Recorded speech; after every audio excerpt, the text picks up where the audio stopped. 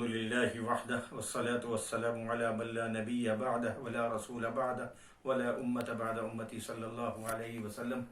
برادران اسلام، رمضان المبارک کے 2 عشرے گزر چکے ہیں اور یہ تیسرا عشرہ چل رہا ہے۔ اس عشرے کے اندر عام طور پر مساجد کے اندر قرآن کریم پورا ہوتا ہے اور ہر مسجد کے امام اور مؤذن کے لیے محلے کے حضرات ان کی خدمت کے لیے محلے سے پیسہ اکٹھا کرتے ہیں اور ان حضرات کا تعاون فرماتے ہیں۔ یہ امام اور مؤذن جو ہماری مسجد کی خدمت انجام دیتے ہیں، ان کا بہت بڑا جو ہے رتبہ ہے۔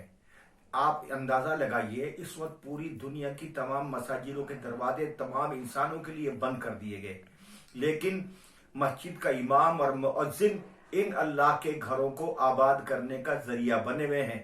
پوری دنیا کے اندر یہ امام اور مسجدوں کے مؤذن یہ سب مسجدوں کے اندر ہیں اور مسجدیں ان کی وجہ سے آباد ہیں اور اذان ان کی وجہ سے مسجدوں میں ہو رہی ہے۔ تو اللہ کے نزدیک ان کا اتنا بڑا مقام اور اتنا بڑا درجہ ہے کہ ان حالات میں بھی اللہ نے ان کی عزت اور ان کے اکرام کو باقی رکھا ہے۔ اس لیے میری درخواست ہے تمام مسلمانوں سے کہ جس طرح ہمیشہ سے آپ اپنے ائمہ کی اور مؤذن کی خدمت کرتے رہے ہیں، اس مرتبہ بھی ان سارے حالات کے باوجود جن حالات سے ہم گزر رہے ہیں، ان حضرات کی خدمت کا خیال ضرور رکھیے گا۔ اپنی ضرورتیں جہاں ہیں وہی ان کی ضرورت بھی سامنے رکھیے گا۔ پورے سال یہ ہمارے مسجد مدرسوں کی خدمتیں کرتے ہیں، اس وجہ سے اپنی ساری ضروریات کے ساتھ ساتھ مسجد کے امام اور مؤذن کی ضرورت کو پیش نظر رکھیے۔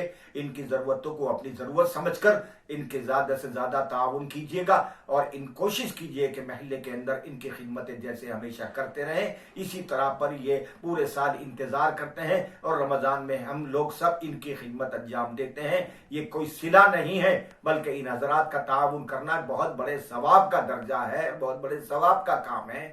اس لیے اللہ ہمیں توفیق دے اپنی اپنی مساجد میں ان حضرات کی خدمت کے لیے اور ان حضرات کے تعاون کے لیے آپ کوششیں کیجیے۔ اللہ ہمیں کامیاب فرمائے۔